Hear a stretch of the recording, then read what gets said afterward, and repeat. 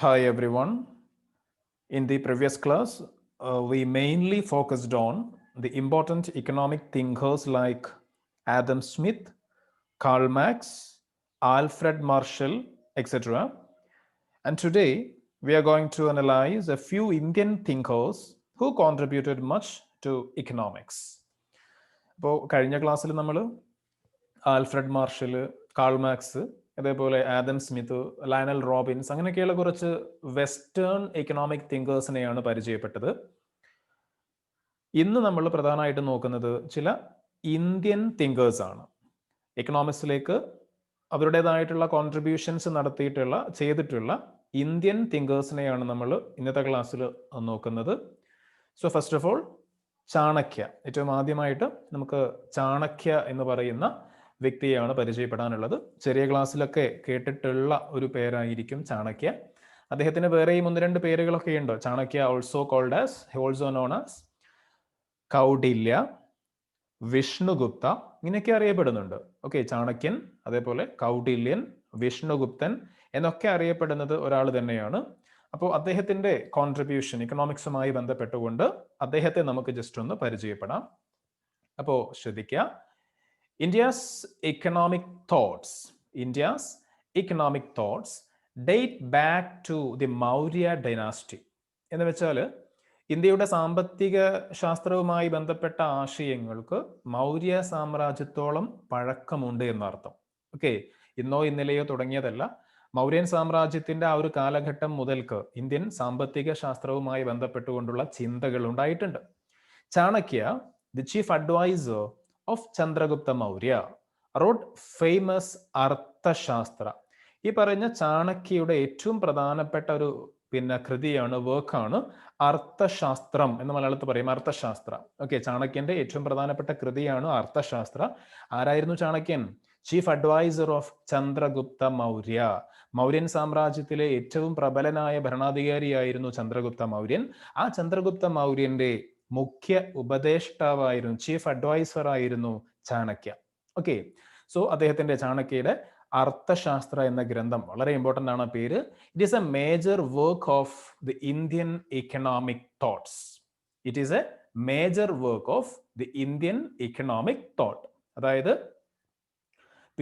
ഇന്ത്യയുടെ സാമ്പത്തിക ശാസ്ത്ര സിദ്ധാന്തങ്ങളിലെ ഏറ്റവും പ്രധാനപ്പെട്ട ഒന്ന്. ഓക്കെ, ഇന്ത്യയുടെ ഇക്കണോമിക്സുമായി ബന്ധപ്പെട്ടുകൊണ്ട് ഇന്ത്യയിൽ ഉണ്ടായിട്ടുള്ള പുസ്തകങ്ങളിലെ ഏറ്റവും പ്രധാനപ്പെട്ട ഒരു പുസ്തകമാണ് Arthashastra.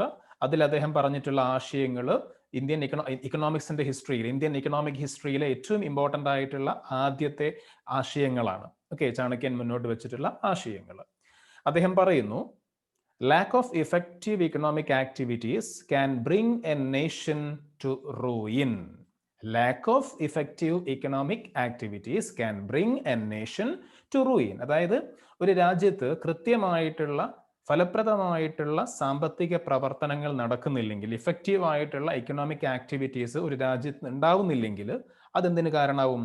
that bring a nation to ruin. അത് ആ രാജ്യം തന്നെ നശിച്ചു പോവാൻ കാരണമാകും. ആ രാജ്യത്തിന്റെ നാശത്തിലേക്ക് അത് നയിക്കും. എന്ത്? Lack of effective economic activities, അല്ലെ? ഇഫക്റ്റീവ് ആയിട്ടുള്ള ഇക്കണോമിക് ആക്ടിവിറ്റീസ്, സാമ്പത്തിക പ്രവർത്തനങ്ങൾ നടക്കുന്നില്ലെങ്കിൽ അത് ആ രാജ്യത്തിന്റെ തകർച്ചക്ക് കാരണമാവുമെന്നാണ് പറയുന്നത്. And he emphasised the importance of following the right policies for a nation's progress. അതുകൊണ്ട് തന്നെ അദ്ദേഹം എന്ത് പറയുന്നു? അദ്ദേഹം പ്രാധാന്യം കൊടുക്കുന്നത് എന്തിനാണ്? The importance, he emphasised the importance, അദ്ദേഹം പ്രാധാന്യം എടുത്തു കാണിക്കുകയാണ്. എന്തിന്റെ പ്രാധാന്യം? Of following the right policies for a nation's progress. ഒരു രാജ്യത്തിന്റെ വളർച്ചക്ക് എന്ത് വേണം? ശരിയായ നയങ്ങൾ രൂപീകരിക്കണം. ഓക്കെ, ശരിയായിട്ടുള്ള നയങ്ങളുടെ പ്രാധാന്യം അദ്ദേഹം എടുത്തു കാണിക്കുക. ഒരു രാജ്യത്തിന്റെ വളർച്ചയ്ക്ക് എന്ത് വേണം? റൈറ്റ് പോളിസീസ് വേണം. ശരിയായ നല്ല നല്ല നയങ്ങൾ, ആശയങ്ങൾ, പോളിസീസ് ഉണ്ടാക്കിയെങ്കിൽ മാത്രമേ ഒരു രാജ്യത്തിന് എന്തുണ്ടാവുള്ളൂ? പ്രോഗ്രസ് ഉണ്ടാവുള്ളൂ. And this would help the nation to prevent loss of revenue. അപ്പൊ ഇങ്ങനെയുള്ള പ്രോപ്പർ ആയിട്ടുള്ള റൈറ്റ് പോളിസീസ് ഒരു രാജ്യം ഫ്രെയിം ചെയ്യുന്നുണ്ടെങ്കിൽ അതെന്തിനു കാരണമാവും? This would help the nation to prevent loss of revenue. സർക്കാരിന് എന്ത് ചെയ്യാൻ പറ്റും? അവരുടെ വരുമാന നഷ്ടം തടയാൻ പറ്റും. അതായത് പ്രോഗ്രസിലേക്ക് എത്തിപ്പെടാൻ സാധിക്കും. എങ്ങനെയാണെങ്കിൽ if they follow right policies, ശരിയായ പോളിസീസ്, ശരിയായ നയങ്ങൾ ഒരു രാജ്യം ഫോളോ ചെയ്യുന്നുണ്ടെങ്കിൽ that would help the nation to prevent loss of revenue. വരുമാന നഷ്ടമുണ്ടാവാതെ പ്രോഗ്രസ്സിലേക്ക് എത്താൻ ഒരു രാജ്യത്തെ അത് സഹായിക്കും. So Chanakya paved the key role in making Magadha a powerful nation. നമ്മൾ പറഞ്ഞു മൗര്യൻ സാമ്രാജ്യം എന്ന നമ്മൾ പറഞ്ഞത് അല്ലെ. ഈ മഗധ എന്ന് പറയുന്ന ഒരു മഹാജനപദം, മഗധ എന്ന് പറയുന്ന ഒരു മഹാജനപദം മൗര്യൻ സാമ്രാജ്യമായി വളർന്നതിന് പിന്നിൽ ഏറ്റവും പ്രധാനപ്പെട്ട പങ്ക് വഹിച്ച വ്യക്തിയായിരുന്നു ആര്? ചാണക്യൻ. ഓക്കെ, നമ്മൾ പറയുന്ന കൗടില്യൻ, വിഷ്ണുഗുപ്തൻ എന്നൊക്കെ അറിയപ്പെടുന്ന ഈ ചാണക്യനാണ് മഗധ എന്ന് പറയുന്ന ഒരു പ്രദേശത്തെ മൗര്യൻ എംപയർ, മൗര്യൻ സാമ്രാജ്യം എന്ന രൂപത്തിൽ വളർത്തിക്കൊണ്ടുവരുന്നതിൽ ഒരു ബുദ്ധി കേന്ദ്രമായി പ്രവർത്തിച്ച വ്യക്തിയാണ് ആര്? ഈ പറയുന്ന ചാണക്യൻ. അപ്പൊ ഇത്രയും കാര്യങ്ങളാണ് അദ്ദേഹവുമായി ബന്ധപ്പെട്ടുകൊണ്ട് നമുക്ക് ഇവിടെ പഠിക്കാനുള്ളത്. അപ്പോൾ ചാണക്യന്റെ പുസ്തകത്തിന്റെ പേരാണ് അർത്ഥശാസ്ത്ര എന്ന് പറയുന്നത്. അദ്ദേഹം ആരായിരുന്നു? Chief advisor of Chandragupta Maurya. Chandragupta മൗര്യന്റെ മുഖ്യ ഉപദേഷ്ടാവായിരുന്നു. അദ്ദേഹം പറയുന്ന കാര്യങ്ങൾ എന്തൊക്കെയാണ്? He emphasised the importance of following right policies for a nation's progress. ഒരു രാജ്യത്തിന്റെ പ്രോഗ്രസിന് എന്ത് വേണം? റൈറ്റ് പോളിസീസ്, ശരിയായിട്ടുള്ള നല്ല നല്ല നയങ്ങൾ വേണം. And this would help the nation to prevent loss of revenue. വരുമാന നഷ്ടം ഉണ്ടാവാതിരിക്കാൻ രാജ്യങ്ങളെ അത് സഹായിക്കും. ഇനി അടുത്ത വ്യക്തിയെ നമ്മൾ പരിചയപ്പെടാൻ പോവാണ്. അപ്പൊ ചാണക്യ കംപ്ലീറ്റ് ആയി. അടുത്ത വ്യക്തി ഈ ചിത്രത്തിൽ കാണുന്നു, ദാദാബായ് നവറോജി. ചെറിയ ക്ലാസ്സുകളിൽ അദ്ദേഹത്തെയും നമ്മൾ പരിചയപ്പെട്ടിട്ടുണ്ട്, ദാദാബായ് നവറോജി. അപ്പൊ നമുക്ക് നോക്കാം. Dadabhai Naoroji was A well known Economist in British India. British ഇന്ത്യയിലെ ഏറ്റവും അറിയപ്പെട്ട, ബ്രിട്ടീഷ് ഇന്ത്യയിലെ അല്ലെങ്കിൽ ആധുനിക ഇന്ത്യയിലെ ഏറ്റവും അറിയപ്പെട്ട ആദ്യത്തെ ഒരു ഇക്കണോമിസ്റ്റ് ആണ് ആര്? ഈ പറയുന്ന ദാദാബായ് നവറോജി എന്ന് പറയുന്ന വ്യക്തി. ദാദാബായ് നവറോജി ബ്രിട്ടീഷ് ഇന്ത്യയിലെ ഏറ്റവും അറിയപ്പെട്ട സാമ്പത്തിക ശാസ്ത്ര വിദഗ്ധനാണ്. പിന്നെ he pointed out that the Britishers were draining our resources and that this led to economic crisis and poverty. അദ്ദേഹം പറയുന്നു, ബ്രിട്ടീഷുകാർ നമ്മുടെ ഇന്ത്യയിലെ വിഭവങ്ങളൊക്കെ എന്ത് ചെയ്യാണ്? കൊള്ളയടിച്ച് ചോർത്തിക്കൊണ്ടു പോവാണ്. അതാണ് എന്തിന് കാരണമാവുന്നത്? led to the economic crisis and poverty. നമ്മുടെ രാജ്യത്ത് സാമ്പത്തിക പ്രതിസന്ധി ഉണ്ടാവാനും നമുക്ക് പട്ടിണി ഉണ്ടാവാനും പോവർട്ടി, ദാരിദ്ര്യം ഉണ്ടാവാനും ഒക്കെയുള്ള കാരണം എന്താണ്? ബ്രിട്ടീഷുകാർ നമ്മുടെ സമ്പത്ത് ഇവിടുന്ന് ചോർത്തിക്കൊണ്ട് പോകുന്നതാണ്. അതാണ് കാരണമെന്ന് ആര് പറയുന്നു? ദാദാബായ് നവറോജി പറയുന്നു. he pointed out that the Britishers were draining our resources. നമ്മുടെ സമ്പത്ത് അവർ ഡ്രെയിൻ ചെയ്തു കൊണ്ടുപോവാണ്, ചോർത്തിക്കൊണ്ടുപോവാണ്. And that this led to economic crisis and poverty. നമ്മുടെ രാജ്യത്ത് ഇക്കണോമിക് ക്രൈസിസ് ഉണ്ടാവാനുള്ള, ദാരിദ്ര്യം ഉണ്ടാവാനുള്ള കാരണം അതാണ് എന്ന് അദ്ദേഹം പറയുന്നു. And this is known as drain theory. അപ്പോൾ ഈ ഒരു തിയറി, അദ്ദേഹത്തിന്റെ ഈ ഒരു ആശയം അറിയപ്പെടുന്നത് ഏത് പേരിലാണ്? ഡ്രെയിൻ തിയറി എന്ന പേരിലാണ്. ചോർച്ചാ സിദ്ധാന്തം. ബ്രിട്ടീഷുകാർ നമ്മുടെ സമ്പത്ത് ചോർത്തിക്കൊണ്ടുപോവാണല്ലോ, അതുകൊണ്ട് ചോർച്ചാ സിദ്ധാന്തം, ഡ്രെയിൻ തിയറി എന്നറിയപ്പെടുന്നു. വളരെ വളരെ ഇമ്പോർട്ടൻ്റ് ആണ്. ദാദാബായ് നവറോജി എന്ന് കേൾക്കുമ്പോൾ ഡ്രെയിൻ തിയറി എന്ന് ഓർക്കുക. ട്രെയിൻ അല്ല, തീവണ്ടിയല്ല, സ്പെല്ലിങ് തെറ്റിപ്പോവരുത്. ഡ്രെയിൻ തിയറിയാണ്, ഡ്രെയിനേജ് എന്നൊക്കെയുള്ള ഡ്രെയിൻ തിയറിയാണ്. അപ്പൊ ഡ്രെയിൻ തിയറി എന്ന് കാണുമ്പോൾ ഓർക്കുക ആരെ? ദാദാബായ് നവറോജി ഓർക്കുക. പിന്നെ the main reasons for the drain of resources were the following. ഏതൊക്കെ രൂപത്തിലാണ് നമ്മുടെ രാജ്യത്ത് നിന്ന് സമ്പത്ത് ചോർന്നു പോകുന്നത്? നമ്മുടെ സമ്പത്തൊക്കെ ചോർന്നു പോവാണല്ലോ, ഡ്രെയിൻ ചെയ്യാണല്ലോ. അപ്പൊ എങ്ങനെയൊക്കെയാണ് നമ്മുടെ രാജ്യത്ത് നിന്ന് നമ്മുടെ വെൽത്ത്, നമ്മുടെ റിസോഴ്സസ് ഡ്രെയിൻ ചെയ്തു പോകുന്നത്, ചോർന്നു പോകുന്നത്, അല്ലെങ്കിൽ ബ്രിട്ടനിലേക്ക് എത്തുന്നത് എന്നാണ് അദ്ദേഹം പറയുന്നത്. എക്സാമിന് ചോദിക്കുന്ന കാര്യമാണ് കേട്ടോ. അപ്പൊ എങ്ങനെയൊക്കെയാണ് നമ്മുടെ സമ്പത്ത്, റിസോഴ്സസ് ഡ്രെയിൻ ചെയ്യുന്നത്? അക്കോർഡിംഗ് ടു ദാദാബായ് നവറോജിയാണ്, അദ്ദേഹത്തിന്റെ അഭിപ്രായമാണെങ്കിലും അതെന്താണ്? അത് ഫാക്റ്റ് ആണ്, അതാണ് ശരിയായ വസ്തുത. ഒന്ന്, the British officers in India were paid high salaries. ഇന്ത്യയിൽ ഒരുപാട് ബ്രിട്ടീഷ് ഉദ്യോഗസ്ഥന്മാരുണ്ട്, അവർക്ക് ഉയർന്ന ശമ്പളവും കൊടുക്കുന്നുണ്ട്. ആ ശമ്പളമൊക്കെ എവിടുന്നാണ് കൊടുക്കുന്നത്? നമ്മുടെ ഇന്ത്യയിലെ പണം ഉപയോഗിച്ചുകൊണ്ടാണ് കൊടുക്കുന്നത്. അപ്പോൾ അങ്ങനെ നമ്മുടെ സമ്പത്ത് ബ്രിട്ടനിലേക്ക് പോകുന്നു. ഇന്ത്യയിൽ ജോലി ചെയ്യുന്ന ബ്രിട്ടീഷ് ഉദ്യോഗസ്ഥന്മാർക്ക് ഉയർന്ന ശമ്പളം നൽകാൻ വേണ്ടി നമ്മുടെ സമ്പത്ത് അവർ കൊള്ളയടിക്കുന്നു. പിന്നെ goods made from Indian raw materials and resources bought at extremely low price were sold at a high price in Indian market. അതായത് ഇന്ത്യയിലെ റോ മെറ്റീരിയൽസ്, അസംസ്കൃത വസ്തുക്കളൊക്കെ തുച്ഛമായ വിലക്ക് ഇവിടുന്ന് കൊണ്ടുപോയി അതുകൊണ്ട് പ്രൊഡക്റ്റുകൾ ഉണ്ടാക്കി, ഉൽപ്പന്നങ്ങൾ ഉണ്ടാക്കി വലിയ വിലക്ക് ഇന്ത്യയിൽ തന്നെ കൊണ്ടുവന്ന് വിൽക്കുന്നുണ്ടാര് ബ്രിട്ടീഷുകാർ. അപ്പൊ അങ്ങനെയും ഒരുപാട് സമ്പത്ത് അവര് കൈയടക്കുന്നു. ഓക്കെ, പറഞ്ഞത് ക്ലിയർ ആണല്ലോ. ഇന്ത്യയിൽ നിന്ന് റോ മെറ്റീരിയൽസ് ചെറിയ വിലക്ക് കൊണ്ടുപോയിട്ട് ബ്രിട്ടനിൽ വെച്ച് പ്രൊഡക്ഷൻ നടത്തി അത് പ്രൊഡക്റ്റ് ആക്കി മാറ്റി ഇന്ത്യയിൽ കൊണ്ടുവന്ന് വലിയ വിലക്ക് ആ പ്രൊഡക്റ്റുകൾ വിൽക്കുക. അപ്പൊ അങ്ങനെ ഒരുപാട് പണം ബ്രിട്ടീഷുകാരുണ്ടാക്കുന്നുണ്ട്. ഇനി മൂന്നാമത്തെ പോയിന്റ് പറയുന്നു, Indian wealth was robbed for expanding the British Empire. ലോകത്തിന്റെ പല ഭാഗത്തും ബ്രിട്ടീഷുകാർക്ക് കോളനികൾ ഉണ്ടായിരുന്നു. പല പ്രദേശങ്ങളും അവർ പിടിച്ചെടുത്തിട്ടുണ്ട്. പല പ്രദേശങ്ങളുമായി അവർ യുദ്ധങ്ങൾ നടത്തിയിട്ടുണ്ട്. അപ്പൊ ഇതിനൊക്കെ എന്ത് വേണം? ഒരുപാട് പണം വേണം. അപ്പൊ ഇത്തരത്തിൽ ബ്രിട്ടന്റെ എംപയർ, ബ്രിട്ടന്റെ ആ ഒരു സാമ്രാജ്യം കൂടുതൽ കൂടുതൽ വികസിപ്പിക്കുന്നതിന് വേണ്ടി ഇന്ത്യയിൽ നിന്ന് സമ്പത്ത് അവർ കൊള്ളയടിച്ചു. കൂടുതൽ കൂടുതൽ പ്രദേശങ്ങളിലേക്ക് അവരുടെ ആ ഒരു സാമ്രാജ്യം വികസിപ്പിക്കാൻ വേണ്ടി, വലുതാക്കാൻ വേണ്ടിയിട്ട് ഇന്ത്യൻ സമ്പത്ത് അവർ കൊള്ളയടിച്ചു. Last one, Indian laborers were treated as slaves and farm and industrial products were exported to England. ഇന്ത്യയിലെ തൊഴിലാളികളെ സ്ലേവ്സിനെ പോലെ, അടിമകളെ പോലെ പണിയെടുപ്പിച്ചു ആര്? ബ്രിട്ടീഷുകാര്. അതേപോലെ കാർഷിക വ്യാവസായിക ഉൽപ്പന്നങ്ങളൊക്കെ ബ്രിട്ടനിലേക്ക് കയറ്റുമതി ചെയ്യുകയും ചെയ്തു. ഫാം ആൻഡ് ഇൻഡസ്ട്രിയൽ പ്രോഡക്ട്സ്, കാർഷിക രംഗത്തു നിന്നുള്ള വ്യാവസായിക രംഗത്തു നിന്നുള്ള ഉൽപ്പന്നങ്ങളൊക്കെ they were exported to England. ബ്രിട്ടനിലേക്ക്, ഇംഗ്ലണ്ടിലേക്ക് കയറ്റുമതി ചെയ്യുകയും ചെയ്തു.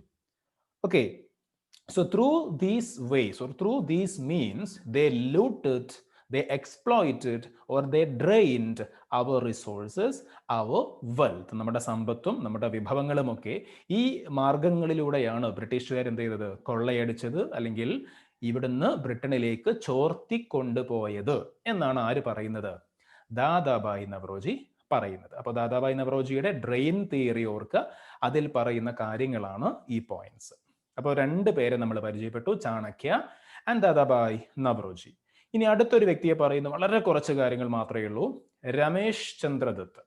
Okay, the studies of Ramesh Chandradath on British exploitation of India also strengthened the Indian economic thought. എന്താ പറയുന്നത്? ബ്രിട്ടീഷുകാരുടെ ചൂഷണത്തെ സംബന്ധിച്ച്, എക്സ്പ്ലോയിറ്റേഷനെ സംബന്ധിച്ച് രമേശ് ചന്ദ്രദത്ത് എന്ന സാമ്പത്തിക ശാസ്ത്രകാരന്റെ പഠനവും സാമ്പത്തിക ശാസ്ത്രത്തിന്, എക്കണോമിക്സിന് അല്ലെങ്കിൽ സാമ്പത്തിക ശാസ്ത്ര ചിന്തകൾക്ക് കരുത്തേകിയിട്ടുണ്ട്. എക്കണോമിക്സ് എന്ന് പറയുന്ന സബ്ജക്റ്റിന് തൻ്റെതായിട്ടുള്ള കോൺട്രിബ്യൂഷൻ നൽകിയിട്ടുള്ള വ്യക്തിയാണ് ആര്? രമേശ് ചന്ദ്രദത്ത്. അദ്ദേഹം പ്രധാനമായിട്ടും ഫോക്കസ് ചെയ്തത് എന്ത് കാര്യമായിരുന്നു? He studied about the British exploitation of India. ഇന്ത്യയിൽ നിന്ന് ബ്രിട്ടീഷുകാർ എങ്ങനെയൊക്കെ സമ്പത്ത് കൊള്ളയടിക്കുന്നു, അവരുടെ ചൂഷണം എങ്ങനെയാണ്, ആ കാര്യങ്ങളെ പറ്റിയാണ് കൂടുതലും ആരുടെ സ്റ്റഡീസ്? രമേശ് ചന്ദ്രദത്തിന്റെ സ്റ്റഡീസ്. അപ്പോൾ ഇന്ത്യൻ എക്കണോമിക് തോട്ടിന് തൻ്റെതായിട്ടുള്ള കോൺട്രിബ്യൂഷൻ നൽകിയിട്ടുള്ള വ്യക്തിയാണ് ആര്? Ramesh Chandradath. And his studies revealed how the Western civilization and British exploitation ruined India. His studies revealed how the Western civilization and British exploitation ruined India. അതായത് അദ്ദേഹത്തിന്റെ പഠനങ്ങൾ എന്ത് കാണിക്കുന്നുണ്ട്? ബ്രിട്ടീഷുകാരുടെ ചൂഷണവും അതേപോലെ പിന്നെ വെസ്റ്റേൺ സിവിലൈസേഷൻ അല്ലെങ്കിൽ പടിഞ്ഞാറൻ സംസ്കാരം എന്നൊക്കെ നമുക്ക് പറയാം, ഈ പടിഞ്ഞാറൻ നാഗരികത സംസ്കാരം എന്നൊക്കെ പറയാം, അതൊക്കെ എങ്ങനെയാണ് ഇന്ത്യയെ തകർത്ത് കളഞ്ഞത് എന്ന് ഇദ്ദേഹത്തിന്റെ പഠനങ്ങളിലൂടെ വ്യക്തമാവുന്നുണ്ട്. ഓക്കെ, ബ്രിട്ടീഷുകാരുടെ ചൂഷണങ്ങളും അവരുടെ സംസ്കാരമൊക്കെ നമ്മുടെ ഇന്ത്യയെ എങ്ങനെയെല്ലാം നശിപ്പിച്ചു, തകർത്തു എന്ന് ഇദ്ദേഹത്തിന്റെ പഠനങ്ങളിൽ നിന്ന് നമുക്ക് വ്യക്തമാകുന്നുണ്ട്. അപ്പം മൂന്നാളുകളെ അല്ലെ, രമേശ് ചന്ദ്രദത്ത് ഉൾപ്പെടെ 3 പേരെ നമ്മളിപ്പോൾ നോക്കിക്കഴിഞ്ഞു. ഇനി അടുത്തത് എല്ലാവർക്കും പരിചിതനായിട്ടുള്ള വ്യക്തി, കൂടുതൽ മുഖവരിയുടെ ആവശ്യമില്ലല്ലോ, മഹാത്മാഗാന്ധിയെ കുറിച്ച്. അപ്പൊ ഗാന്ധിയൻ എക്കണോമിക്സ് ആണ് ഇനി പറയാൻ പോകുന്നത്.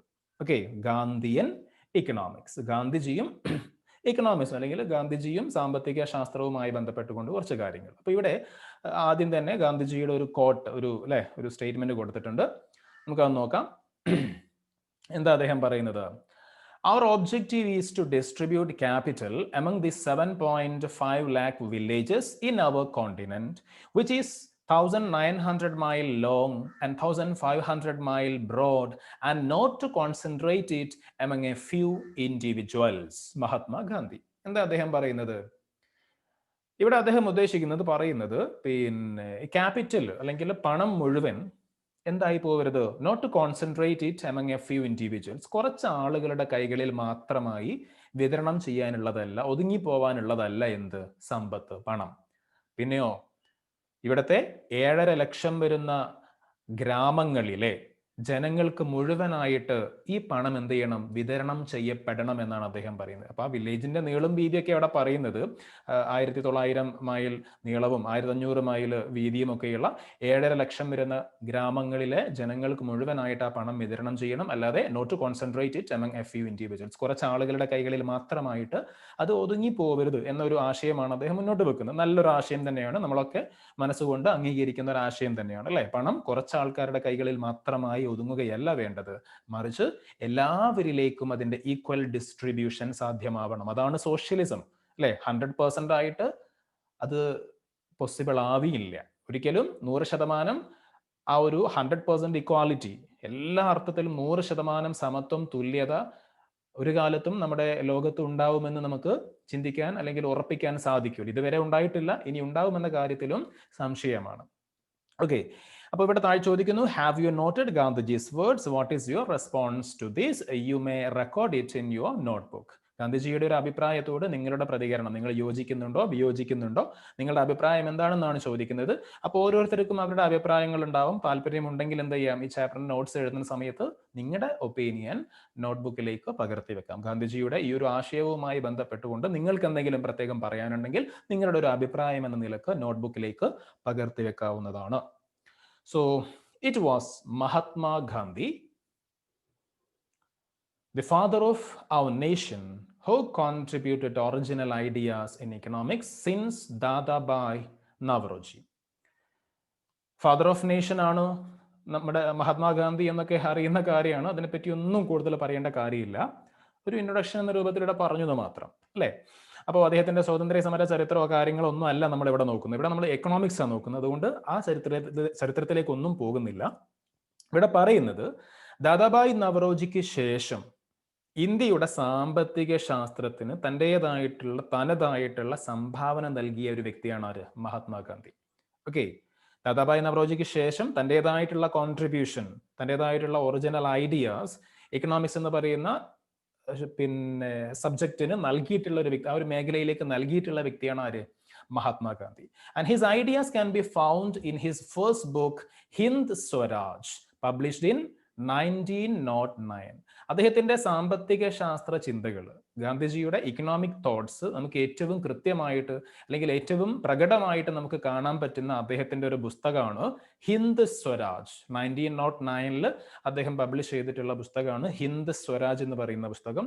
ആ ഹിന്ദ് സ്വരാജിൽ ഗാന്ധിജിയുടെ ഇക്കണോമിക് ഐഡിയാസ് ഏറ്റവും കൂടുതൽ നമുക്ക് പ്രകടമായിട്ട് കാണാൻ കഴിയുന്ന ഒരു പുസ്തകമാണ്. And Gandhiji's ideas gave importance to moral values and rural economy. ഗാന്ധിയുടെ ഇക്കണോമിക് ഐഡിയാസിൽ അദ്ദേഹം ഏറ്റവും കൂടുതൽ ഫോക്കസ് ചെയ്ത രണ്ട് കാര്യങ്ങളാണ് moral values and rural economy. എന്താ മോറൽ വാല്യൂസ് എന്ന് പറഞ്ഞിട്ടാണെങ്കിൽ ധാർമ്മിക മൂല്യങ്ങൾ എന്നാണ്. ധാർമ്മിക മൂല്യങ്ങൾക്ക് വലിയ പ്രാധാന്യം അദ്ദേഹം കൊടുത്തിട്ടുണ്ട് എക്കണോമിക്സിൽ. സാമ്പത്തിക മേഖലയിൽ, സാമ്പത്തിക ശാസ്ത്രത്തിൽ എന്ത് വേണം? അദ്ദേഹം പറയുന്നു, ഇനി പറയുന്ന മോറൽ വാല്യൂസ് വിട്ടുകൊണ്ടുള്ള യാതൊരു സാമ്പത്തിക പ്രവർത്തനവും പാടില്ല. ധാർമ്മികത നഷ്ടപ്പെട്ടുകൊണ്ടുള്ള യാതൊരു വ്യാപാരമോ വാണിജ്യമോ ഒന്നും പാടില്ല. അതേപോലെ തന്നെ റൂറൽ ഇക്കണോമിക്ക് അദ്ദേഹം ഫോക്കസ് ചെയ്യുന്നുണ്ട്. എന്താ റൂറൽ ഇക്കണോമി? ഗ്രാമീണ സമ്പദ് വ്യവസ്ഥയാണ്. ഓരോ ഗ്രാമത്തിനും ഉണ്ടാവേണ്ട വളർച്ചയാണ് അദ്ദേഹം വിഭാവനം ചെയ്യുന്നത്. ഓരോ ഗ്രാമങ്ങളും, ഓരോ വില്ലേജസും സെൽഫ് സഫിഷ്യന്റ് ആവണമെന്ന് ആഗ്രഹിച്ച വ്യക്തിയാണ് ആര്? മഹാത്മാഗാന്ധി. സോ ഗാന്ധിജീസ് ഐഡിയാസ് വളരെ ഇമ്പോർട്ടന്റ് ആണ്. Gandhiji's ideas gave importance to moral values and rural economy. Moral values and rural economy. ഇന്നത്തെ ഇക്കണോമിക്സിൽ, ഇന്നത്തെ ബിസിനസ്സിൽ, ഇന്നത്തെ സാമ്പത്തിക ശാസ്ത്ര രംഗത്ത് നമുക്ക് മഷിയിട്ട് നോക്കിയാൽ ഒരു പക്ഷെ എന്ത് കാണാൻ കഴിയില്ല? ഈ മോറൽ വാല്യൂസ്, ധാർമ്മികത കാണാൻ സാധിക്കില്ല. എവിടെയും കൊള്ളകളും ചതികളും തട്ടിപ്പും വെട്ടിപ്പും ഒക്കെയാണ് പലപ്പോഴും നമ്മൾ കാണുന്നത്. അപ്പൊ അവിടെയൊക്കെ ഗാന്ധിയൻ ഐഡിയാസ് എന്താണ്? സ്റ്റിൽ റെലവെന്റ് ആണ് അല്ലെ? ഒരുപാട് പ്രസക്തമാണ് അദ്ദേഹത്തിന്റെ ആശയങ്ങൾ. ഹിസ് ഐഡിയ ഓഫ് ട്രസ്റ്റിഷിപ്പ്, ശ്രദ്ധിക്കണം, വളരെ പ്രധാനപ്പെട്ട മറ്റൊരു പോയിന്റ് ആണ്. Gandhiji's idea of trusteeship led to fresh thoughts in the area. ഗാന്ധിജിയുടെ മറ്റൊരു സാമ്പത്തിക ശാസ്ത്രവുമായി ബന്ധപ്പെട്ട മറ്റൊരു സാമ്പത്തിക ചിന്തയാണ് ഇത് ട്രസ്റ്റിഷിപ്പ് എന്ന് പറയുന്നത്. മഹാത്മാഗാന്ധിയുടെ ട്രസ്റ്റിഷിപ്പ് എന്ന ഈ ഒരു ആശയം അത് എക്കണോമിക്സിന് അല്ലെങ്കിൽ സാമ്പത്തിക ശാസ്ത്ര രംഗത്ത് ചില പുതിയ ചിന്തകൾക്ക് വഴി തെളിച്ചിട്ടുള്ള ഒരു ആശയമാണ്. Okay, his idea of trusteeship led to fresh thoughts in the area. ഒരു പുതിയ ആശയമായിരുന്നു ഗാന്ധിജിയുടെ ട്രസ്റ്റിഷിപ്പ് എന്ന് പറയുന്ന ആശയം. എന്താണ് അതുകൊണ്ട് ഉദ്ദേശിക്കുന്നത് നോക്കാം. Through a trusteeship, Gandhiji aimed at an economy which is founded on truth and non-violence. നമ്മൾ നേരത്തെ പറഞ്ഞല്ലോ, ഗാന്ധിജി കൂടുതൽ ഇമ്പോർട്ടൻസ് കൊടുത്തിട്ടുള്ള ഒരു കാര്യമാണ് ഇത് മോറൽ വാല്യൂസ് അല്ലേ. അപ്പൊ അതിൻ്റെയൊക്കെ പാത പിന്തുടരുന്ന മറ്റൊരു ആശയം തന്നെയാണ് trusteeship. So through trusteeship Gandhiji aimed at, ഈ ഒരു ട്രസ്റ്റിഷിപ്പ് കൊണ്ട് ഗാന്ധിജി ഉദ്ദേശിച്ചത് എന്താണ്? He aimed at an economy which is founded on truth and non-violence. An economy which is founded on truth and non-violence എന്ന് പറഞ്ഞാൽ എന്താ? സത്യത്തിലും അഹിംസയിലും ഒക്കെ ബേസ്ഡ് ആയിട്ടുള്ള, അധിഷ്ഠിതമായിട്ടുള്ള ഒരു സമ്പദ് വ്യവസ്ഥ. ഓക്കെ, സത്യത്തിലും അഹിംസയിലും അധിഷ്ഠിതമായി. അവിടെ എന്തില്ല? അവിടെ പിടിച്ചുപറികളില്ല, കളവുകളില്ല, കള്ളത്തരങ്ങളില്ല, കൊള്ളകളില്ല, ചതികളില്ല. അപ്പൊ അതൊന്നും ഇല്ലാത്ത, സത്യത്തിലും അഹിംസയിലും ബേസ്ഡ് ആയിട്ടുള്ള, truth and non violence base ചെയ്തുകൊണ്ടിട്ടുള്ള ഒരു ഇക്കണോമിയാണ്. അങ്ങനെയുള്ള ഒരു സമ്പദ് വ്യവസ്ഥയാണ് ആര് ഉദ്ദേശിക്കുന്നത്? ഗാന്ധിജി ഈ ട്രസ്റ്റിഷിപ്പ് കൊണ്ട് അർത്ഥമാക്കുന്നത്. ഓക്കെ, ട്രസ്റ്റിഷിപ്പിനെ കുറിച്ച് കൂടുതൽ നിങ്ങൾക്ക് ടെക്സ്റ്റ് ബുക്കിൽ ഇവിടെ റൈറ്റ് സൈഡിൽ ഒരു ബോക്സ് കാണാം. അത് പക്ഷെ എന്താണ്, എക്സ്ട്രാ റീഡിംഗ് ആണ്. അപ്പൊ ഇത് വായിച്ചാൽ കുറച്ചും കൂടി കാര്യങ്ങൾ നമുക്ക് ട്രസ്റ്റിഷിപ്പുമായി ബന്ധപ്പെട്ടുകൊണ്ട് മനസ്സിലാവും. ഇന്നത്തെ കാലത്ത് മുതലാളിമാരൊന്നും ഒരിക്കലും ഇഷ്ടപ്പെടാത്ത, അല്ലെങ്കിൽ പൈസ ഉണ്ടാക്കാൻ ആഗ്രഹിക്കുന്ന ആൾക്കാർ ഇഷ്ടപ്പെടാത്ത ഒരു ആശയമാണ് ട്രസ്റ്റിഷിപ്പ്. കാരണം അത് വായിച്ചാൽ നമുക്ക് മനസ്സിലാവും. ട്രസ്റ്റിഷിപ്പ് കൊണ്ട് ഉദ്ദേശിക്കുന്നത് the main ideas of Gandhiji's trusteeship are as follows. അദ്ദേഹത്തിന്റെ ട്രസ്റ്റിഷിപ്പിന്റെ ആശയങ്ങളോടെ പറയും. നമുക്ക് പെട്ടെന്നൊന്ന് വേണമെങ്കിൽ ഓടിച്ചു നോക്കാം, എക്സാമിന് വേണ്ടി പഠിക്കേണ്ട കാര്യമില്ല. എന്നാലും the capitalist has to denounce sole ownership and declare that he holds wealth as a trustee of the public. അതായത് മുതലാളി എന്ത് ചെയ്യണം? ധാരാളം പണമുള്ള മുതലാളി തനിക്ക് മാത്രമായുള്ള ഉടമസ്ഥാവകാശം ഒഴിവാക്കിയിട്ട് തൻ്റെ കയ്യിലുള്ള സമ്പത്ത് ജനങ്ങളുടെ സമ്പത്താണ്, ആ സമ്പത്ത് നോക്കി നടത്തുന്ന ഒരാളാണ് ആര്? ഞാൻ, അല്ലെങ്കിൽ ഈ മുതലാളി എന്ന് സ്വയം എന്ത് ചെയ്യണം? പ്രഖ്യാപിക്കണം. ഓക്കെ, അതാണ് ഞാൻ പറഞ്ഞത്. മുതലാളിമാർ ഒരിക്കലും ഇഷ്ടപ്പെടാത്ത, പൈസ ഉണ്ടാക്കാൻ ആഗ്രഹിക്കുന്നവർ ഇഷ്ടപ്പെടാത്ത ആശയമാണ്. അതായത് സമ്പത്തുള്ള ആളുകൾ എന്ത് ചെയ്യണം? തൻ്റെ കയ്യിലുള്ള സമ്പത്ത് മുഴുവൻ തൻ്റേതല്ല, അത് ജനങ്ങളുടെ സമ്പത്താണ്, അത് നോക്കി നടത്താനുള്ള ഒരു ട്രസ്റ്റി മാത്രമാണ് ഞാൻ എന്ന് പ്രഖ്യാപിക്കണം. പിന്നെ രണ്ടാമത് പറയുന്നത്, trustee has no other heir but the public. ഒരു ട്രസ്റ്റിക്ക് എന്തുണ്ടാവില്ല? പൊതുജനങ്ങളല്ലാതെ വേറെ അനന്തരാവകാശികളില്ല. അതായത് ഒരു മുതലാളി അദ്ദേഹത്തിന്റെ സ്വത്ത് അദ്ദേഹത്തിന്റെ മക്കൾക്ക് കൊടുക്കുക എന്നുള്ള രീതിയല്ല വേണ്ടത്. ആ സ്വത്ത് ആരുടെ? അത് ജനങ്ങളുടെ സ്വത്താണ്. അതാണ് ട്രസ്റ്റിഷിപ്പിലെ മറ്റൊരു വ്യവസ്ഥ. മൂന്നാമത്തെ point, the nature of production is decided by the society and not by the individual's choice or greed. അതായത് സമൂഹത്തിൽ എന്ത് പ്രൊഡ്യൂസ് ചെയ്യണം, എന്ത് ഉൽപ്പാദിപ്പിക്കണം എന്ന് തീരുമാനിക്കുന്നത് മുതലാളിയുടെ താല്പര്യം അനുസരിച്ചല്ല, കൂടുതൽ ലാഭം കിട്ടുക എന്താണെന്ന് നോക്കിയിട്ടല്ല, മറിച്ച് സൊസൈറ്റിയുടെ നീഡ്, സമൂഹത്തിന്റെ ആവശ്യം എന്താണോ അത് പ്രൊഡ്യൂസ് ചെയ്യുക. അതും ട്രസ്റ്റിഷിപ്പിന്റെ ഭാഗമാണ്. അതേപോലെ last point, just as we decide about minimum wages needed for a modest living, there must be a limit to maximum wage as well. മുതലാളിമാർക്ക്, പൈസ ഉണ്ടാക്കാൻ ആഗ്രഹിക്കുന്നവർക്ക് ഒരിക്കലും അംഗീകരിക്കാൻ കഴിയാത്തൊരു പോയിന്റ്. എന്താ പറയുന്നത്? നമ്മൾ മിനിമം വേജ് പറയാറുണ്ട്, എല്ലാ മേഖലയിലും മിനിമം വേജ് അല്ലെ, മിനിമം കൂലി. ഒരു ജോലി ചെയ്യുകയാണെങ്കിൽ അതിന് മിനിമം ഇത്ര കൂലിയെങ്കിലും കൊടുക്കണം എന്നുള്ള നിർദ്ദേശങ്ങൾ പല സ്ഥലത്തും ഉണ്ട്. എന്നാൽ എന്തിന് കണ്ടീഷൻ ഇല്ല? മാക്സിമം വേജിന് എവിടെയും ഒരു പരിധികൾ പറയുന്നത് നമ്മൾ കാണാറില്ല. അപ്പൊ ഗാന്ധിജിയുടെ ട്രസ്റ്റിഷിപ്പ് പ്രകാരം അവിടെ ഒരു വ്യവസ്ഥ ഉണ്ടാവണമെന്നാണ് പറയുന്നത്. മിനിമം വേജ് പോലെ എന്തും തീരുമാനിക്കണം, മാക്സിമം വേജും തീരുമാനിക്കണം. കാരണം ഒരു വ്യക്തിക്ക് മാന്യമായി ജീവിച്ചു പോവാൻ അല്ലെ, മാക്സിമം എത്ര വരെ ശമ്പളം കൊടുത്താൽ മതി എന്നൊരു കണക്ക് വെക്കണം. അതിൽ കൂടുതൽ കൊടുക്കുന്നത് അനാവശ്യമാണ്, അത് ദുർവ്യയമാണ്, അത് വേണ്ട എന്ന നിലപാടാണ് ആര് മുന്നോട്ട് വെക്കുന്നത്? ഗാന്ധിജി പറയുന്നത്. അതൊക്കെയാണ് ട്രസ്റ്റിഷിപ്പിൽ വരുന്നത്. അതുകൊണ്ട് തന്നെ ഇന്നത്തെ ഒരു സൊസൈറ്റിയിൽ ട്രസ്റ്റിഷിപ്പ് എന്ന് പറയുന്ന ആശയം നടപ്പിലാക്കുക എന്നത് വളരെ വളരെ വളരെ ബുദ്ധിമുട്ടേറിയിട്ടുള്ള ഒരു കാര്യമാണ്. കാരണം മുതലാളിമാരാണ് ഇന്നത്തെ കമ്പോളങ്ങളെ, ഇന്നത്തെ സമൂഹത്തെ നിയന്ത്രിക്കുന്നത് അല്ലെ, ഇക്കണോമിയെ നിയന്ത്രിക്കുന്നത് അവരാണ്. അതുകൊണ്ട് തന്നെ ട്രസ്റ്റിഷിപ്പ് ക്യാപിറ്റലിസവുമായി ഒരിക്കലും സമരസപ്പെട്ടു പോകുന്ന ഒന്നല്ല, രണ്ടും രണ്ട് എക്സ്ട്രീം ലെവലിലുള്ള ആശയങ്ങളാണ്. എനിവേ നമുക്കത് ജസ്റ്റ് ഒന്ന് ഇവിടെ മെൻഷൻ ചെയ്തു എന്ന് മാത്രം. അപ്പോൾ ഗാന്ധിജിയുടെ ഇന്ത്യൻ എക്കണോമിക്സിൽ തൻ്റെതായിട്ടുള്ള കോൺട്രിബ്യൂഷൻ നൽകിയിട്ടുള്ള ഒരു വ്യക്തിയാണ് ആര്? മഹാത്മാഗാന്ധി. ആ ഗാന്ധിയുടെ ചില പ്രധാനപ്പെട്ട പോയിന്റ്സ് നമ്മൾ പറഞ്ഞു. അദ്ദേഹത്തിന്റെ ഗാന്ധിയൻ എക്കണോമിക്സിലെ പ്രധാനപ്പെട്ട ആശയങ്ങൾ നമ്മൾ കാണുന്നത് ഹിന്ദ് സ്വരാജ് എന്ന് പറയുന്ന പുസ്തകത്തിലാണ്, 1909 പബ്ലിഷ് ചെയ്തിട്ടുള്ള. അദ്ദേഹത്തിന്റെ ഒരു എക്കണോമിക് ഐഡിയ ആണ് ഇത് ട്രസ്റ്റിഷിപ്പ് എന്ന് പറയുന്നത്. ഇനി കുറച്ചുകൂടി കാര്യങ്ങൾ താഴെ പറയുന്നുണ്ട്. We can compile his main ideas as follows. Gandhian economics ideas നമുക്ക് താഴെ പറയുന്നത് പോലെ ഒന്നും കൂടി എന്ത് ചെയ്യാം, ലിസ്റ്റ് ഔട്ട് ചെയ്യാം. ഒന്ന്, ഗാന്ധിയൻ ഐഡിയാസ് തന്നെയാണ് കേട്ടോ. Priority to rural agricultural system. അദ്ദേഹം എന്തിനാ പ്രയോറിറ്റി, മുൻഗണന കൊടുക്കുന്നത്?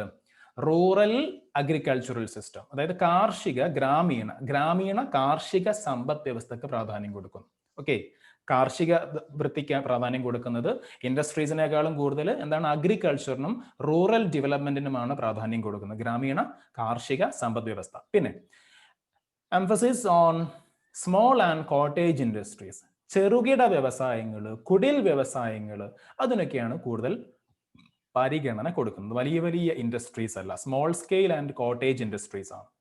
Then formation of an economy built on equality, സമത്വത്തിൽ, ഇക്വാളിറ്റിയിൽ അധിഷ്ഠിതമായിട്ടുള്ള ഒരു സമ്പദ് വ്യവസ്ഥയുടെ രൂപീകരണമാണ് അദ്ദേഹത്തിന്റെ മറ്റൊരാശയം. ഫോർമേഷൻ ഓഫ് ആൻ ഇക്കണോമി, ഒരു സമ്പദ് വ്യവസ്ഥ ഉണ്ടാക്കുക. എങ്ങനത്തെ സമ്പദ് വ്യവസ്ഥ? ബേസ്ഡ് ഓൺ ഇക്വാളിറ്റി, എല്ലാവർക്കും സമത്വം എന്നൊരു ആശയത്തിൽ അധിഷ്ഠിതമായിട്ടുള്ള ഒരു സമ്പദ് വ്യവസ്ഥ രൂപീകരിക്കുക. A self sufficient and self reliant local economy, സ്വയം പര്യാപ്തമായിട്ടുള്ള പിന്നെ സ്വാശ്രയത്വമുള്ള ഒരു പ്രാദേശിക സമ്പദ് വ്യവസ്ഥ, ഒരു ലോക്കൽ ഇക്കണോമി. അതായത് ഓരോ ഗ്രാമവും എന്താവണം, ഓരോ വില്ലേജും സെൽഫ് സഫീഷ്യന്റ് ആവണം, സെൽഫ് റിലയന്റ് ആവണം. ആ ഗ്രാമത്തിന്റെ, ആ വില്ലേജിന്റെ ആവശ്യങ്ങളെല്ലാം അവിടെ തന്നെ നിർവഹിക്കപ്പെടുന്ന രൂപത്തിൽ ഓരോ വില്ലേജും സെൽഫ് റിലയന്റ് ആവണം, സെൽഫ് സഫീഷ്യന്റ് ആവണം എന്നുള്ള ആശയമാണ് ഗാന്ധിജിയുടെ മറ്റൊരു ആശയം. അപ്പോൾ ഗാന്ധിജിയുടെ ഇങ്ങനെയുള്ള ആശയങ്ങൾ ഒരുപാട് ഇക്കണോമിസ്റ്റുകൾ, ഒരുപാട് പിന്നെ സാമ്പത്തിക ശാസ്ത്ര ചിന്തകരെ സ്വാധീനിച്ചിട്ടുണ്ട്. അങ്ങനെ ഗാന്ധിയുടെ ഐഡിയാസിനാൽ ഇൻഫ്ലുവൻസ്ഡ് ആയിട്ടുള്ള ചില ആളുകളാണ് economist like J C. Kumarappa, Shriman Narayan and Dharampal. Okay, J C. Kumarappa, Shriman Narayan, Dharampal. They wanted independent India's development to give priority to agriculture and small scale industry.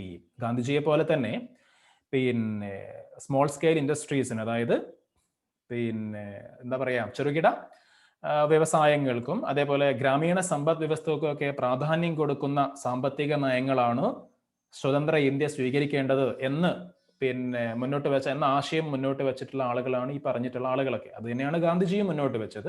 അപ്പൊ ഗാന്ധിജിയുടെ ഇക്കണോമിക് ഐഡിയാസിനാൽ ഇൻഫ്ലുവൻസ്ഡ് ആയിട്ടുള്ള ഇക്കണോമിസ്റ്റുകളാണ്, സാമ്പത്തിക ശാസ്ത്ര ചിന്തകരാണ് ജെ.സി. കുമരപ്പ, ശ്രീമാൻ നാരായൺ ആൻഡ് ധരംപാൽ തുടങ്ങിയിട്ടുള്ള ആളുകൾ. ഓക്കെ, അപ്പോൾ ഗാന്ധിജിയെയും നമ്മൾ നോക്കിക്കഴിഞ്ഞു.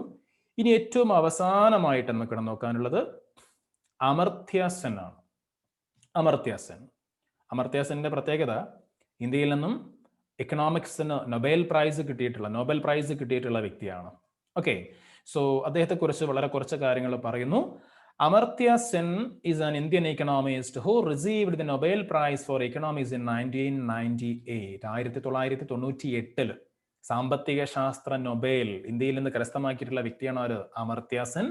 And his major works covered vast areas like welfare economics, economic inequality and development. അദ്ദേഹത്തിന്റെ പഠനങ്ങൾ പ്രധാനമായിട്ടും ഈ പറയുന്ന കാര്യങ്ങളൊക്കെ ഫോക്കസ് ചെയ്തുകൊണ്ടിട്ടാണ്. എന്തൊക്കെയാ? Welfare economics. നമ്മൾ നേരത്തെ പഠിച്ചിട്ടുണ്ട്, ആൽഫ്രഡ് മാർഷലുമായി ബന്ധപ്പെട്ട ഒരു കൺസെപ്റ്റാണ് വെൽഫെയർ എക്കണോമിക്സ്, അല്ലെ? അപ്പൊ വെൽഫെയർ എക്കണോമിക്സ് അഥവാ ജനങ്ങളുടെ ക്ഷേമത്തിന് വേണ്ടി ആവണം എല്ലാ എക്കണോമിക് ആക്ടിവിറ്റീസും എന്നതാണ് അതുകൊണ്ട് ഉദ്ദേശിക്കുന്നത്. അതുപോലെ എക്കണോമിക് ഇനീക്വാളിറ്റി, സാമ്പത്തിക അസമത്വങ്ങൾ, ഡെവലപ്മെന്റ്, വികസനം, ഇങ്ങനെയുള്ള കാര്യങ്ങളെ പറ്റിയൊക്കെയാണ് അദ്ദേഹത്തിന്റെ സ്റ്റഡീസ് കൂടുതലും ഉണ്ടായിട്ടുള്ളത്, വർക്ക്സ് കൂടുതലും ഉണ്ടായിട്ടുള്ളത്. And he pointed out the flaws in determining the poverty line and concentrated his studies on poverty, inequality and famine. നമ്മുടെ രാജ്യത്ത് പോവർട്ടി ലൈൻ, ദാരിദ്ര്യ രേഖ നിർണ്ണയിക്കുന്നതിലെ പോരായ്മകളൊക്കെ അദ്ദേഹം ചൂണ്ടിക്കാണിച്ചു. അതേപോലെ തന്നെ അദ്ദേഹത്തിന്റെ സ്റ്റഡീസ് കൂടുതലും ഫോക്കസ് ചെയ്തത് ഏതൊക്കെ കാര്യങ്ങളിലാണ്? Poverty, inequality, famine. അതായത് ദാരിദ്ര്യവും അസമത്വങ്ങളും ക്ഷാമങ്ങളും ഒക്കെയാണ്. ദാരിദ്ര്യം, അസമത്വം, ക്ഷാമം, ഇതിനെപ്പറ്റിയൊക്കെയാണ് അദ്ദേഹം കൂടുതലായിട്ട് സ്റ്റഡീസ് നടത്തിയിട്ടുള്ളത്. ഓക്കെ, അപ്പൊ ഇത്രയും കാര്യങ്ങളാണ് അമർത്യ സെന്നുമായി ബന്ധപ്പെട്ടുകൊണ്ട് പഠിക്കാനുള്ളത്. അപ്പൊ നമ്മൾ ആരൊക്കെയെന്ന് നോക്കിയതിപ്പോ ഇവിടെ ആദ്യം മുതലാണ് Chanakya, he also known as Vishnugupta, Kautilya അല്ലെ, അങ്ങനെയൊക്കെ അറിയപ്പെടുന്നുണ്ട്. Second one Dadabhai Naoroji, and third one photo ഇല്ല, പേര് മാത്രമേ ഉള്ളൂ, Ramesh Chandradutt. Then next Mahatma Gandhi, Gandhian economic ഐഡിയാസിനാൽ ഇൻഫ്ലുവൻസ്ഡ് ആയിട്ടുള്ള കുറച്ച് ആൾക്കാരെയും നമ്മൾ പറഞ്ഞു. ജെ.സി. കുമരപ്പ അല്ലെ, ജെ.സി. കുമരപ്പ, ശ്രീമാൻ നാരായൺ ആൻഡ് ധരംപാൽ. ഏറ്റവും അവസാനമായിട്ട് അമർത്യ സെൻ, നൊബേൽ പ്രൈസ് നേടിയിട്ടുള്ള അമർത്യ Sen. Okay, so we have discussed the contributions made by some leading Indian economists during the various stages of development of economics. സാമ്പത്തിക ശാസ്ത്രത്തിൽ തങ്ങളുടേതായിട്ടുള്ള സംഭാവനകൾ നൽകിയിട്ടുള്ള ഇന്ത്യൻ ഇക്കണോമിസ്റ്റുകളെയാണ് നമ്മളിപ്പോൾ ഇന്നത്തെ ക്ലാസ്സിൽ പരിചയപ്പെട്ടത്. And such thoughts influence the economic policy formulation of the country. നമ്മുടെ രാജ്യത്തിന്റെ സാമ്പത്തിക നയങ്ങൾ രൂപീകരിക്കുന്നതിലൊക്കെ ഈ ചിന്തകരുടെയൊക്കെ പിന്നെ സ്വാധീനം ഉണ്ടായിട്ടുണ്ട്. അവരുടെ ആശയങ്ങളൊക്കെ ബേസ് ചെയ്തുകൊണ്ട് തന്നെയാണ് നമ്മുടെ രാജ്യത്തിന്റെ സാമ്പത്തിക നയങ്ങളൊക്കെ പലപ്പോഴും രൂപീകരിച്ചിട്ടുള്ളത്. സോ ഏറ്റവും അവസാനമായിട്ട് നമ്മൾ പഠിച്ചതിന്റെ ബേസിൽ ഒരു ചാർട്ട് കംപ്ലീറ്റ് ചെയ്യാൻ വേണ്ടി കൊടുത്തിട്ടുണ്ട്. ഇന്ത്യൻ ഇക്കണോമിക് തിങ്കേഴ്സ് ആണ്. അപ്പോൾ നമുക്ക് ഇതൊന്ന് ഫിൽ ചെയ്ത് നോക്കാം അല്ലെ. അപ്പോൾ ഒന്നാമത്തെ ഒരു എക്സാമ്പിൾ ഇവിടെ കൊടുത്തിട്ടുണ്ട്. ഇന്ത്യൻ എക്കണോമിക് തിങ്കേഴ്സിൽ ഒരാളാണ് ആര്? ചാണക്യ. ചാണക്യയുടെ പ്രധാനപ്പെട്ട ആശയം എന്താ ഇവിടെ പറയുന്നു? Prevention of income loss and effective economic performance അല്ലെ. ഇത് ചാണക്യ മുന്നോട്ട് വെച്ചൊരു ആശയമാണ്. അപ്പൊ അതേപോലെ ഇവിടെ വെൽഫെയർ എക്കണോമിക്സ് എന്ന് കാണുന്നുണ്ട്. വെൽഫെയർ എക്കണോമിക്സ് എന്ന് പറയുന്ന ആശയം ആരാ മുന്നോട്ട് വെച്ചത്? വെൽഫെയർ എക്കണോമിക്സ് നമ്മൾ നേരത്തെ പഠിച്ച വെസ്റ്റേൺ തിങ്കേഴ്സിന്റെ കൂട്ടത്തിലാണെങ്കിൽ അത് ആൽഫ്രഡ് മാർഷൽ ആണ്. ഓക്കെ, ആൽഫ്രഡ് മാർഷൽ ആണ്. പക്ഷെ ഇവിടെ പറയുന്നത് ഇന്ത്യൻ ഇക്കണോമിക് തിങ്കേഴ്സിനെയാണ് അല്ലെ, ഇന്ത്യൻ ഇക്കണോമിക്സ് തിങ്കേഴ്സിനെയാണ്. അപ്പോൾ അത് ആരായിരിക്കും? വെൽഫെയർ എക്കണോമിക്സ് മുന്നോട്ട് വെച്ചിട്ടുള്ള വ്യക്തി ഇതാ നമ്മൾ അവസാനം പറഞ്ഞിട്ടുള്ള നമ്മൾ പറഞ്ഞല്ലോ വെൽഫെയർ ഇക്കണോമിക്സ് അല്ലെ, വെൽഫെയർ എക്കണോമിക്സ് ആണ്. ആരാണ് വ്യക്തി? അത് അമർത്യ സെൻ ആണ്. അപ്പൊ അമർത്യ സെന്നിന്റെ ഒരു കൺസെപ്റ്റ് ആണ് വെൽഫെയർ എക്കണോമിക്സ് എന്ന് പറയുന്നത്. ഓക്കെ, ഇപ്പൊ നമുക്ക് അവിടെ എന്ത് എഴുതി കൊടുക്കാം? വെൽഫെയർ എക്കണോമിക്സിന്റെ നേരെ ഇവിടെ നമുക്ക് ആൽഫ്രഡ് മാർഷൽ എന്നത് വെസ്റ്റേൺ തിങ്കേഴ്സ് ആണെങ്കിലാണ് വരിക. അവിടെ നമുക്ക് എന്ത് ചെയ്യാം? ഇന്ത്യൻ തിങ്കേഴ്സിനെ ചോദിക്കുന്നത് കൊണ്ട് നമുക്ക് അവിടെ അമർത്യ സെൻ എന്ന് എഴുതി കൊടുക്കാം. ഓക്കെ, അപ്പൊ വെൽഫെയർ എക്കണോമിക്സിന്റെ നേരെ അമർത്യ സെൻ. ഇനി ദാദാബായ് നവറോജിയാണ് ഇവിടെ പേര് കൊടുത്തിട്ടുണ്ട്. അദ്ദേഹത്തിന്റെ ആശയമാണ് നമുക്ക് വേണ്ടത്. ഏതാണ്? ഡ്രെയിൻ തിയറിയാണ്, നമ്മൾ പഠിച്ചു കഴിഞ്ഞതാണ്. ദാദാബായ് നവറോജിയുടെ ഡ്രെയിൻ തിയറി, ചോർച്ചാ സിദ്ധാന്തം. ഇനി ട്രസ്റ്റിഷിപ്പ് എന്നൊരു ആശയം കൊടുത്തിട്ടുണ്ട്. ആ തിങ്കറെയാണ് നമുക്ക് വേണ്ടത്. നമുക്കറിയാം ട്രസ്റ്റിഷിപ്പ് ആരുടേതാണ്? മഹാത്മാ ഗാന്ധിയാണ്. ഓക്കെ, അപ്പൊ ഇന്ത്യൻ ഇക്കണോമിക് തിങ്കേഴ്സിനെ നമ്മൾ കൃത്യമായിട്ട് മനസ്സിലാക്കി. അപ്പൊ ഇത്രയും കാര്യങ്ങളാണ് ഈ ഒരു യൂണിറ്റ് നമുക്ക് പഠിക്കാനുള്ളത്. Economics is A constantly growing area of study. നിരന്തരം വളർന്നുകൊണ്ടിരിക്കുന്ന ഒരു പഠന മേഖലയാണ് ഇത് സാമ്പത്തിക ശാസ്ത്രം, ഇക്കണോമിക്സ് എന്ന് പറയുന്നത്. And its study enables us to find solutions to socio-economic problems and to understand the emerging world economic conditions.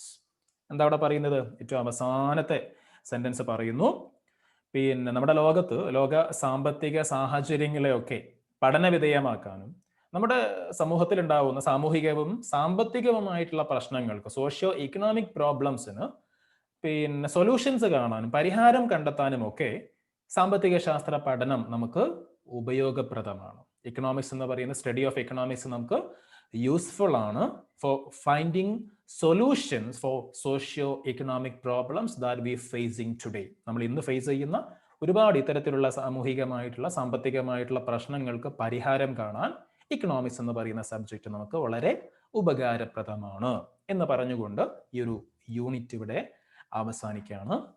അപ്പോൾ ക്ലാസ്സുകളൊക്കെ കൃത്യമായിട്ട് നിങ്ങൾ കേട്ട് മനസ്സിലാക്കുക, വായിച്ച് മനസ്സിലാക്കുക. നിങ്ങൾക്ക് സംശയങ്ങളോ വല്ലതും ഉണ്ടെങ്കിൽ താഴെ നിങ്ങൾക്ക് കമൻറ്റ് ചെയ്യാവുന്നതാണ്. എന്തെങ്കിലും ക്ലിയർ ആവാത്ത ഭാഗങ്ങളുണ്ടെങ്കിൽ കമൻറ്റ് ചെയ്യാവുന്നതാണ്.